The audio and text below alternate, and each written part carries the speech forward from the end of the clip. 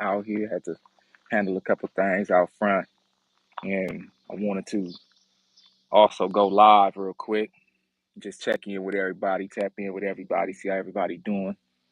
Um, it's a lot going on right now. It's a lot of violence back in my hometown, going on right now in Vallejo.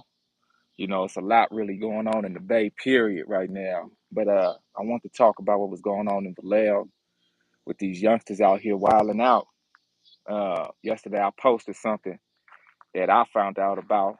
The event took place yesterday out there in front of the school at Vallejo High School, and it was a big melee. It was a fight that went down, and then a school supervisor, about two or three school supervisors, went out there to break it up. It was after school, and usually at Vallejo High, after school, that's when all the practices and all the trainings go on. Whether it's cross country, track, football, that sort of thing.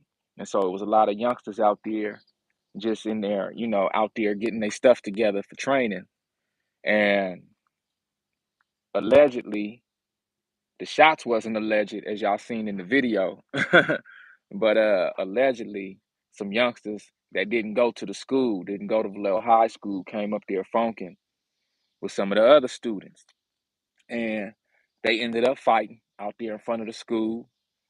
And as the youngsters that wasn't at the school, didn't belong to the school, drove off after the supervisors broke it up, they rolled their windows down and started letting loose on the campus as they was driving away, letting loose on all of the rest of the children that they had just previously fought with.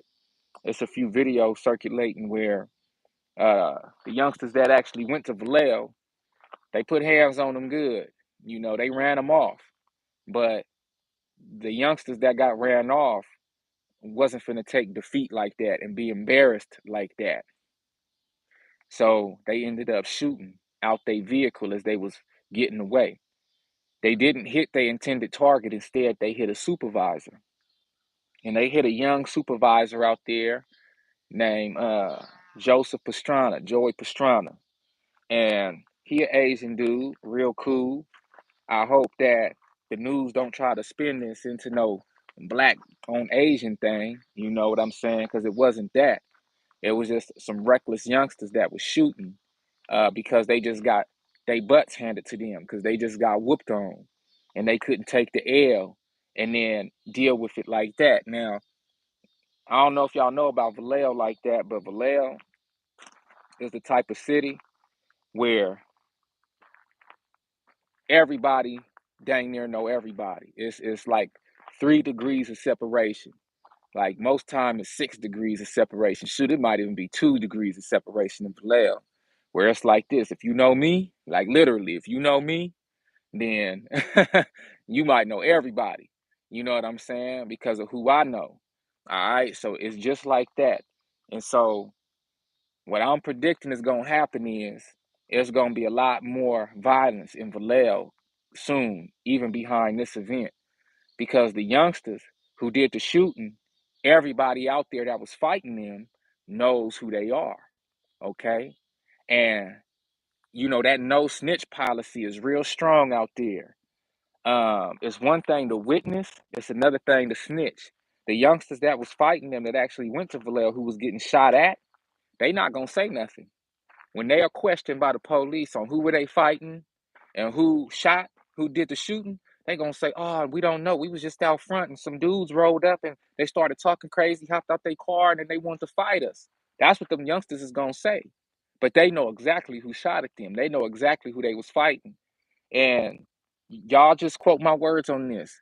By Halloween, by October, by the end of October, it's gonna be even more violence in the Bay. It's the most horriblest time in the Bay when it comes to violence. The end of the summer, and right between the end of the summer into by Halloween, that's when the most violence happens for the most part out there in the Bay. The whole Bay. That's when the most violence take place. And so in Vallejo, it ain't no different. Vallejo's the North Bay.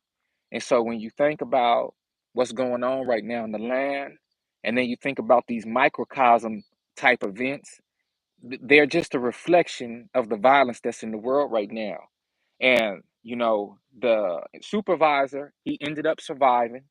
Okay, he ended up surviving. He might have him a little lawsuit too, but he ended up surviving. He did a great thing, by doing his best to step in between the youngsters that was fighting, because it wasn't no gunplay at first. It was just hands being thrown. It wasn't until the losers of the fight got back in their car, pulled off, and decided as they was pulling off, they was gonna let off. And he ended up getting hit. Now he's a young assistant coach on the football team. And so I wish him, you know, as far as the youth go, I'm praying that these youngsters can take this, and I know I'm speaking idealistically when I say this, but I hope that the youngsters can just take this and leave it where it's at. You know, the idea that they will leave it where it's at and not do nothing is pretty slim to none. No, it's pretty slim to none. Because like I said, it's gonna be a lot of parties. It's gonna be a lot of house parties. We call house parties throws.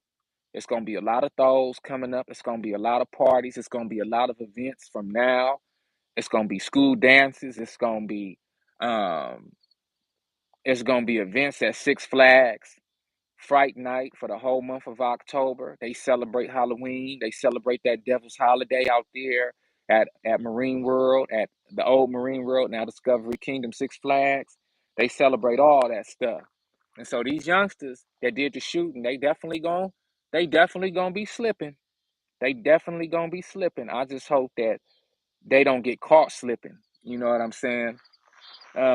It's really unfortunate that they felt the need to have to shoot like that at they fighting opponent, and then it's unfortunate that they hit somebody who didn't have nothing to do with their funk and drama. And now the youngsters who got shot at know that gunplay is involved. So the whole environment has changed. It went from a fight to, oh, so y'all shooting at us now? Oh, y'all shooting at me. Okay. Okay. And now it's up. You see what I'm saying? Now it's gonna be up now.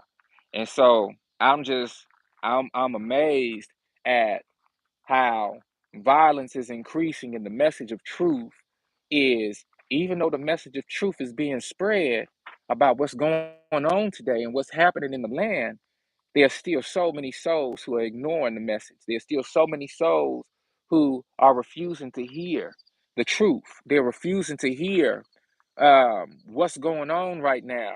They're refusing to see the signs, and people are really losing their lives left and right behind senseless violence. The day before that, we had the young brother PNB Rock get killed out there in Los Angeles, okay, in South Central.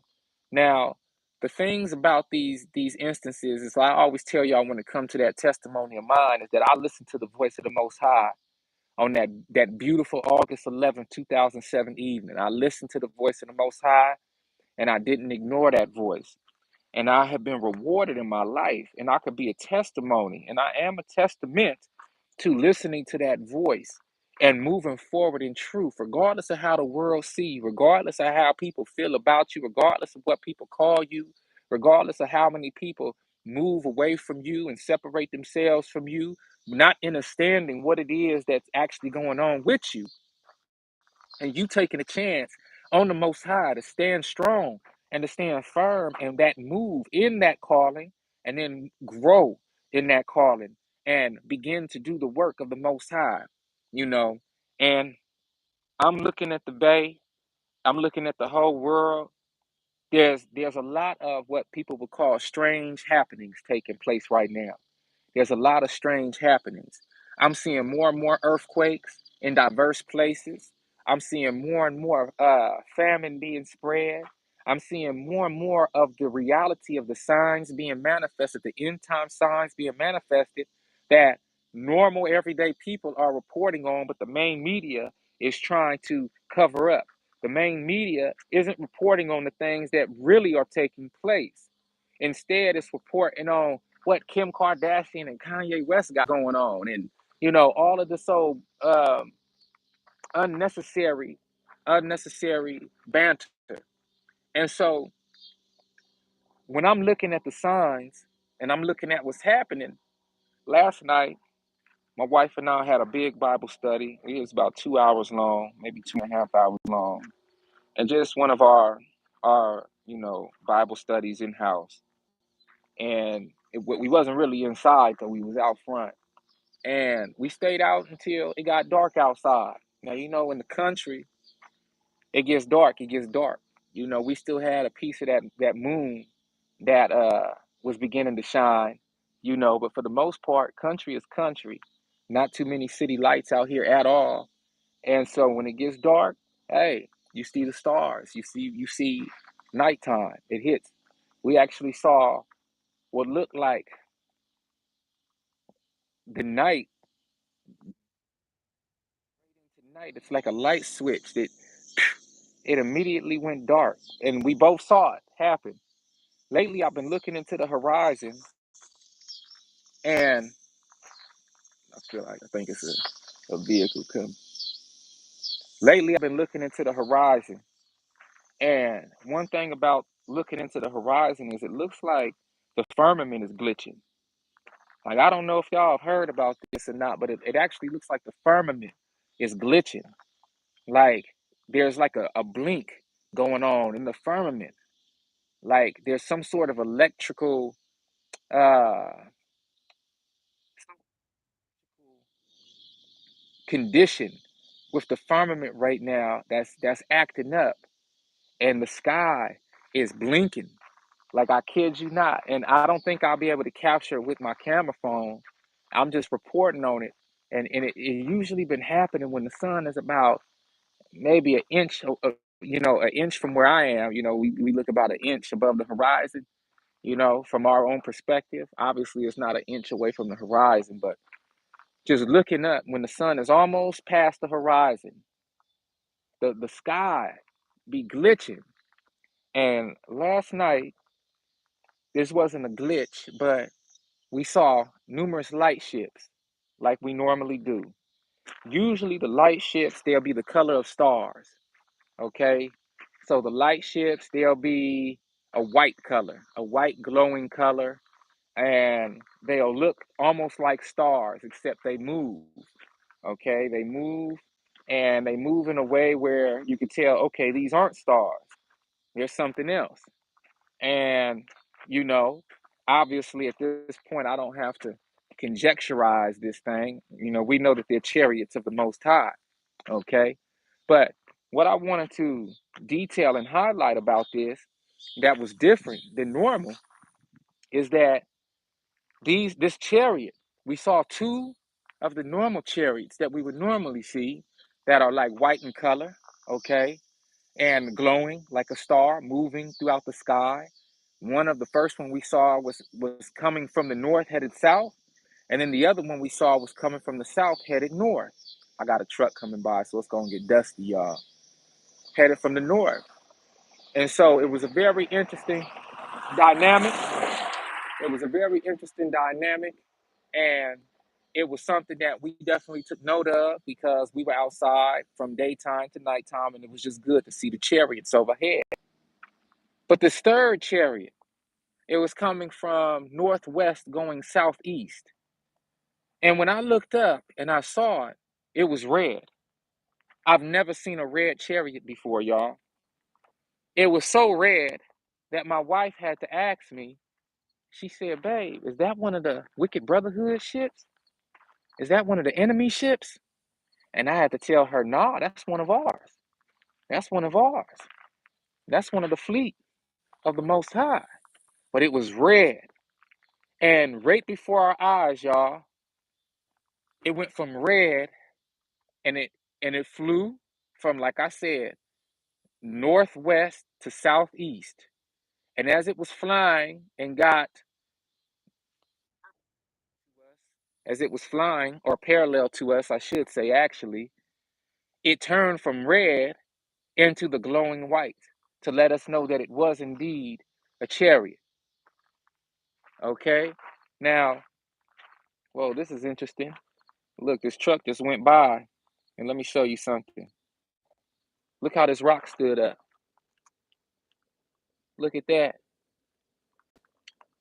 Look at that. That's interesting.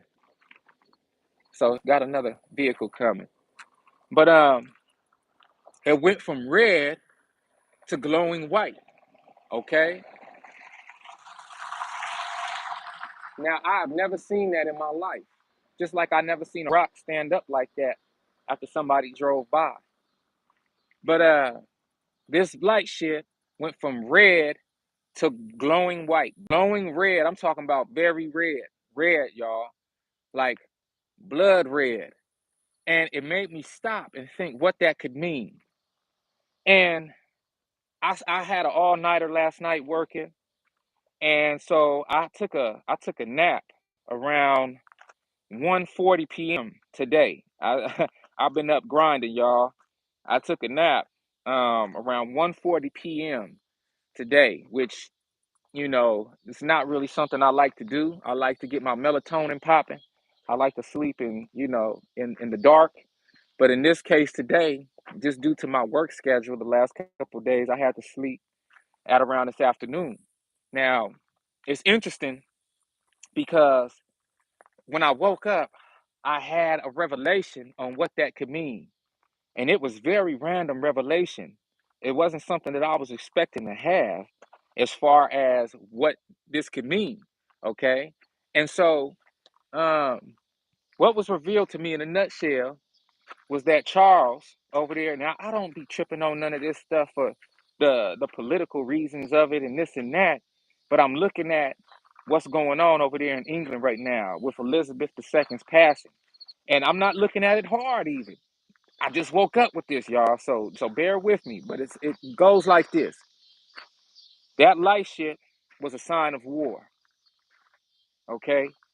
I saw two golden white light ships and then this golden red, glowing red light ship. And then it changed from red to glowing white like they normally are. And I said, oh, that has to be a sign. I just didn't know what the sign was of. And then a revelation when I got up today hit me. Okay, here it goes. Charles is about to attempt to make the monarchy powerful again out there in England. Charles has been waiting, quote unquote, all this time for his mother to pass away. His mother was a figurehead in that country. Now, at first, they had power. They can call the shots as the so called Queen of England. She could call the shots, and then it changed from a monarchy to what? What they are now. What is that? A republic? A democracy? Either way it goes, the power went to the prime minister and the cabinet and all of them people out there. But what Charles is going to do is he's going to attempt to get the power back as a king, okay? Then he's going to join the war, okay, over there in Russia. He's going to declare war against Russia.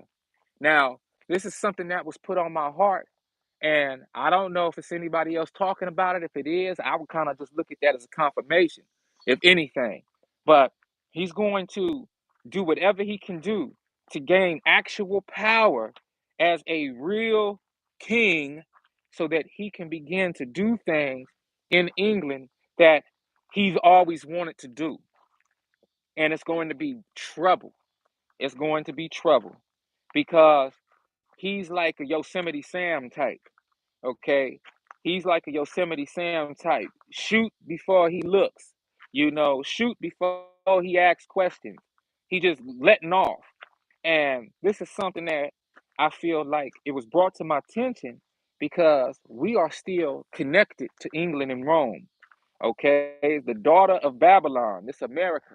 You got people talking about America's not in the Bible. I watched some Christian Broadcasting Network show the other day. They had some author on there acting like he didn't know America was in the Bible. And I said, oh man, they mixing truth with lies, lies with truth, oil with water. And they're doing their best, even in these Christian networks, to deceive the people because they are part of the propaganda. But America is the militaristic arm of Rome, of the Vatican. A lot of people don't know that. And America is the daughter of Babylon, spoken of in the Bible. Okay? And so, when we read Revelation and we read the book talking about and all of the merchants and all of the seamen looked from afar at her. and said, Babylon the Great has fallen. They're talking about America. Okay, they're talking about North America, y'all. And so when I'm looking at what's happening right now, and I'm looking at what's going on over all around the world, I can definitely see how this could transpire as far as Charles wanting to be a real king with power. Also, that hit me is that Elizabeth II been gone. She been gone. If y'all do the math on it, when Harry and Meghan left England and they moved to America and they boarded up the palace, they boarded everything up, all the windows got boarded, and it wasn't nobody living there. That's when the queen passed away, the so-called queen. That's when she passed away. She been gone for some time. And they were trying to figure out how to get their affairs in order and how to present this to the world on their own time. Okay? But she been gone. She been gone. And when I think about the narrative that's being presented by the media to continue to keep us distracted, I definitely don't want to add to that distraction. I definitely don't want to, be another cog in the wheel or uh another reason to get thrown off. What I'm saying is all this stuff is taking place right now, and it's very difficult for me to ignore the signs that the Bible speaks of. Okay? It's very different for me to ignore father against son, daughter against mother, daughter in law against mother, son in law against father in law. It's very difficult for me to ignore people's hearts getting waxed cold and people not caring no more. The empathy of people has gone almost away, and I'm not going to say fully away because you have individuals like us who watch these live streams and who stand strong, who's battle tested and battle worn, who will not give up, will not give in, and who continue to represent the Most High's light in this place. So I'm not talking about all of us, but I am talking about the majority of the world who just is so blind, whether it's on purpose or whether it's because they just haven't received the message yet of truth. It's still a lot of young life who is listening to their parents, who is trapped in the matrix from a circumstantial position, meaning they have to do what they mama say, they have to do what they daddy say, they have to live under that roof. They might have questions about this and that, but the parents are so trapped in the matrix right now that the parents aren't willing to answer the questions that need to be answered for their child's edification. Okay, and so you got a lot of that going on. So we got to pray for them ones too. And so my whole thing is, y'all, stand strong during this time. It's only getting worse because we're experiencing the birth pains, the contractions of the change that's taking place. Okay? That Charles knows that his time is almost up, just like the devil knows. So just like the devil knows its time is almost up, Charles is doing whatever he can in order to express what he construes as power. Okay? And he's going to be a nasty, nasty, nasty person in that on that throne. Okay? And that light ship turning red on us, or manifesting itself as red and then turning into the glowing white, let me know that there's going to be some war taking place very soon. Okay, there's going to be a lot of bloodshed, there's going to be a lot of war, a lot of travail that takes place. But the thing is, after that travail, there's going to be healing, there's going to be redemption, there's going to be light, there's going to be hope, there's going to be a restoration of the truth, like um, in its full glory, I'll say. Okay. So look, I just wanted to tap in with y'all, give y'all an update of what's going on in my city. It's very sad. Like I said, I hope the dude pulled through. Joey Pastrana, I hope he pulled through. Assistant coach at Vallejo High School football team. I hope he pulls through. I hope that these youngsters can be spared out there, that they make the decision to say, you know what? Yeah, we got shot at, but we served them. Like, just look at the victory from the standpoint of what they was able to look at, live to fight another day, and be thankful and grateful that they didn't get hit, that an adult got hit, who was able to withstand that bullet, who was able to stand that shooting. Like I said, I hope he gets better soon, but I hope them children don't go out and take vengeance onto their own self. I hope that the ones who did the shooting really have a moment of reflection and realize, oh dang, I shouldn't have did that. I shouldn't have did that, and do whatever they can do to repent and to make that thing right, because they don't want to take no dirt in that, especially not behind no frivolous actions, and especially not when they souls is right. You know what I'm saying? And that's something that we have to continue to talk to the young like. That's why I'm worried about this whole PNB Rock situation. You know, when a youngster knows that he ain't supposed to do a certain thing but does it anyway, that's called ignorance for sure. Now, ignorance is not bliss, okay? Ignorance is not bliss, regardless of what they say. And with the PNB Rock situation, I just feel in my bones that it's another youngster. Instead of waking up to that situation, saying, you know what, I need to change my life, they gonna say, you know what, I could do it better than him. I could do it better. They ain't gonna get me. They not gonna get me. I'm gonna wear my chains. I'm gonna wear my jewels wherever I want to, but they not gonna get me. And so that mentality has to go away. That mentality has to change. And it's very unfortunate that brothers left and right are losing their lives. A lot of people are talking about that situation as being a robbery. And no, that wasn't no robbery with PNB Rock. That was a hit. The chain getting snatched was a trophy. That's what you call a trophy killing. That's a hit, okay? The trophy and the payment for this youngster who did the shooting was to take the chains, was to take the gold, was to take the jewelry. But all the reports say that within a split second, PNB Rock got killed. It wasn't no, hey, break yourself. It wasn't no, hey, I need all that, partner. It wasn't nothing like that. It wasn't no dialogue or conversation. It was a quick little word stated to make it appear as though it was a robbery, but it was really a hit. And they stole the jewelry in order to make the focus look like, oh, it was a robbery. But when you follow the money and you see what's really going on in this music industry, you'll know that PNB Rock was just signed to Atlantic, decided to go independent. And they not having that. They not having that.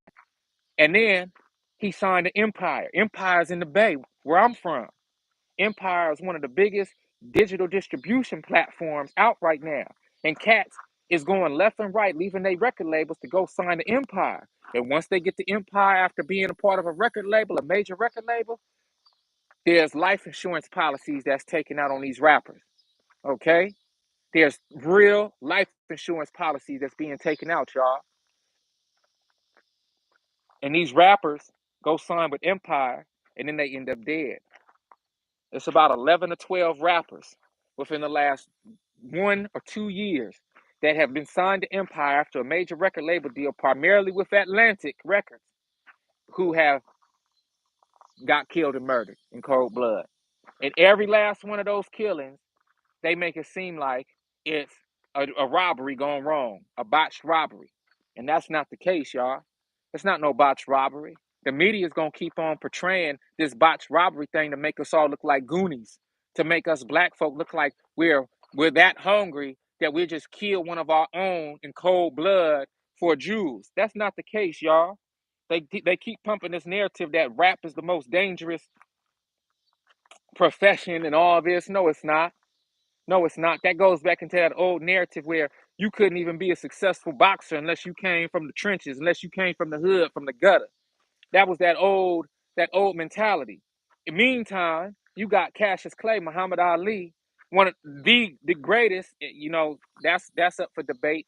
I think the greatest boxer of all time is Sugar Ray Robinson, but that's up for debate. Nonetheless, Muhammad Ali was the greatest in our era from a marketing perspective, from a championship perspective, okay, from a financially successful perspective, and so and a civil perspective, standing up for our people, speaking where he needed to speak, boldly, courageously. So that's why he's considered the greatest of all time. But when you look at his life, Muhammad Ali wasn't from no trenches. He wasn't from no hood like that. His old place is a hood now, but he wasn't from no hood. He was from a well-to-do family that supported him, and he became the greatest. So that whole narrative that you got to be from the hood to do this and do that, That's a narrative that the media creates to put a certain persona on folks that ain't right. And so these people who allow that persona to get put on them, they eventually feel like they gotta live in that persona. And that's where a lot of trouble comes from. Because folks not taking their own power and utilizing it as a true testimony to help other individuals avoid certain pitfalls in life. So listen, that was a hit. We got a lot of trouble coming up. I'm not even gonna sit up here in front. You know me.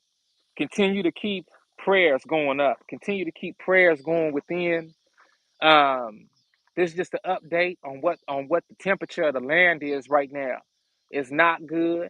It's a lot of young life that's reckless right now. When I saw that video at Vallejo High School, I remember back in my day, I graduated 2003.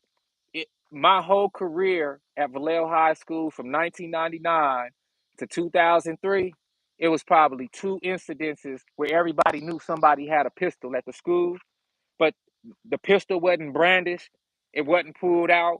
Nobody was doing no school shooting, nobody got shot, nothing like that. Okay? Nothing like that. It was more so for personal protection for the individuals who had it, and it wasn't nothing that, you know, a lot of these individuals, well, the ones I know about, they had lives outside of school where the gun was probably going to be used more so than in the school. It wasn't for no funk in no school. You see what I'm saying? But today, you got scary little boys running around here thinking they hard. And what's crazy is these scary little boys, they scared to thump, but they not scared to pull no trigger. And they not scared of no consequences. I got to admit that. They not thinking that far ahead. They not thinking about life being precious. See, that's what the Call of Duties and the Fortnites and all of those type of games, that's what they did to our children. They desensitized society. Okay, so now you got youngsters running around here with real pistols. Okay, you got youngsters running around here with real pistols, and they are shooting, thinking that when they hit somebody, that person is going to be able to respawn in 5 seconds, just like on the video game, or that person is going to be able to hit reset. I just seen a comment. They have been socially engineered, Queen Star. Yes. So the thing is, you got these young boys who's thinking life can be reset in the standpoint of, okay, if I take this dude out, he gonna come right back. I'm not worried about no consequences, but whatever I got to do right now to make myself look a certain way. And so when you mix all of this together, all of it, we in for one heck of a ride. The best thing I can suggest right now is to protect you and your own. Okay? Make the right decisions that reflect the the purpose and calling over your life. Don't play with your life. Don't take your life for granted. Don't allow your children to take their life for granted. What I like to do in my family is we like to have moments where I get the family together and we'll just have grateful, thankful moments.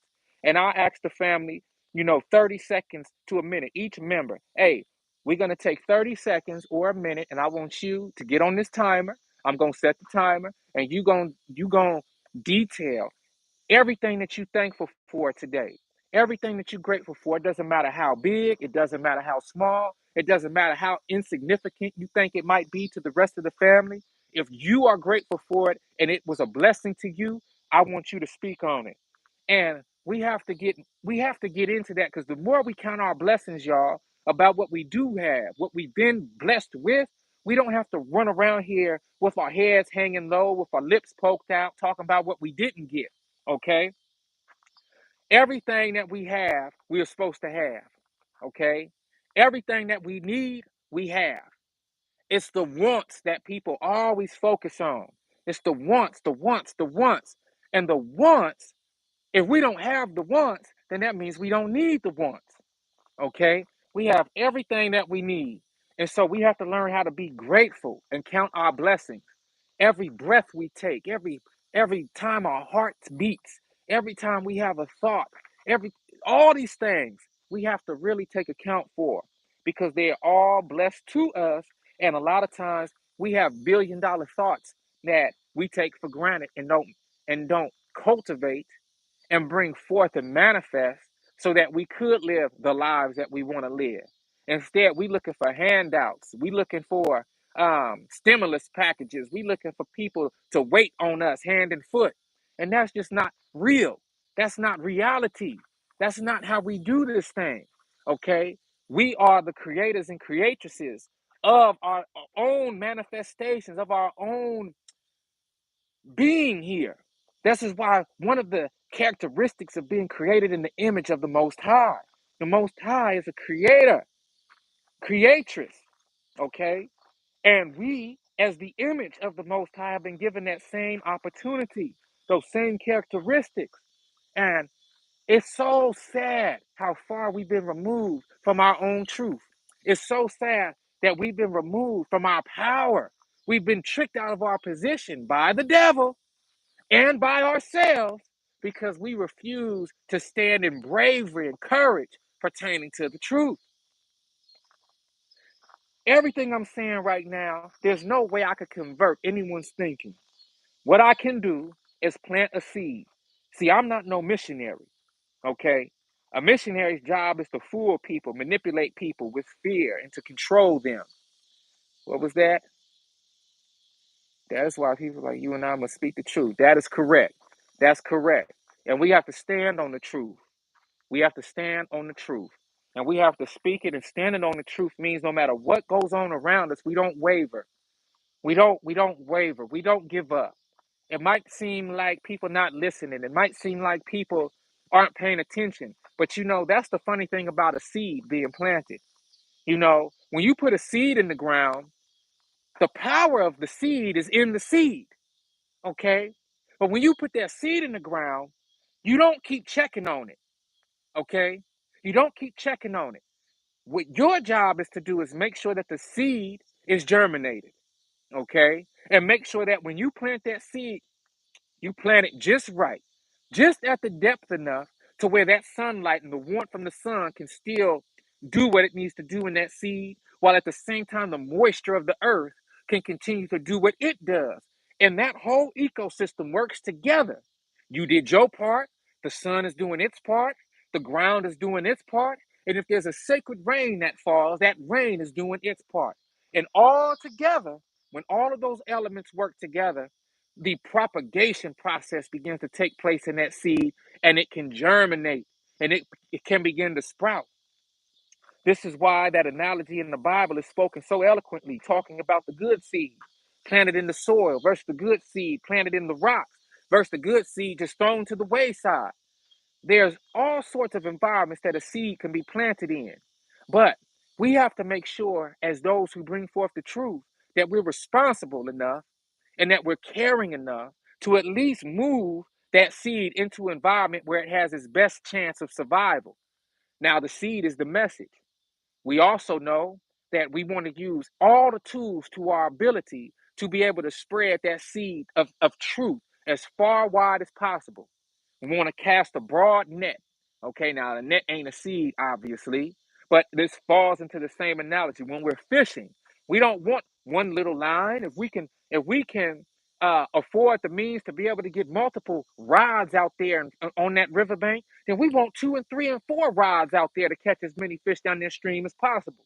If we're fishermen in the ocean, we want to go ahead and cast a wide net. We want the biggest net possible so that when we throw it out there, shalom, brother Israel.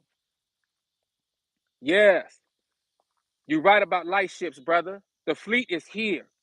I just was speaking on that. If we can cast that net as far and wide as possible, then we can do a better job at bringing those fish in. We have a higher chance.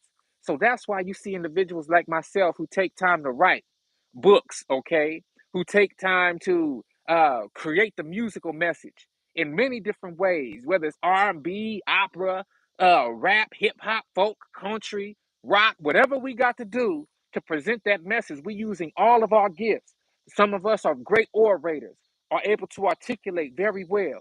So we want to speak truth, speak it on any platform that gives us the window of opportunity to do so.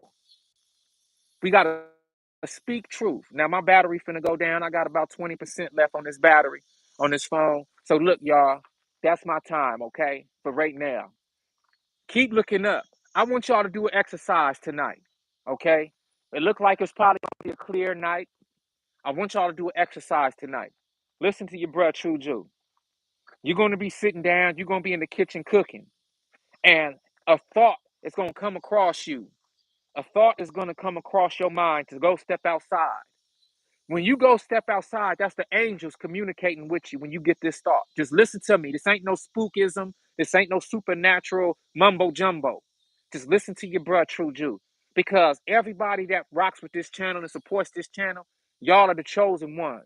Y'all have a key position in this great play that's being um recorded right now, that's being filmed right now, the great cosmic play.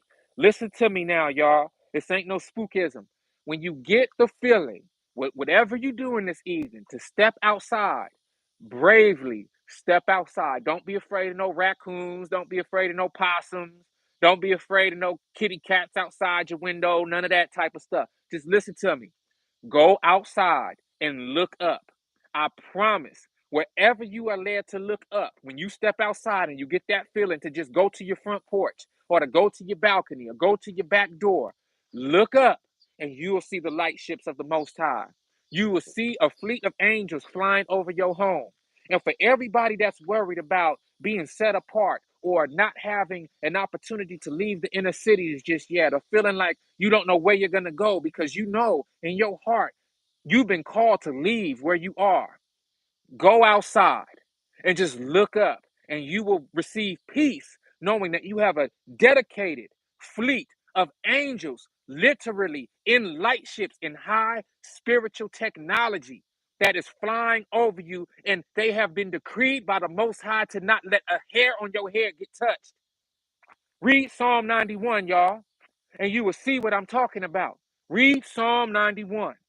I'm telling y'all right now, just go outside, look up, and you will see the light ships of the Most High, the chariots of the Most High flying over you.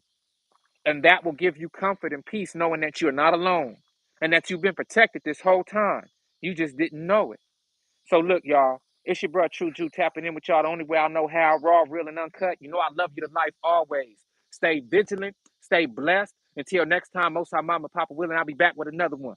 Gone.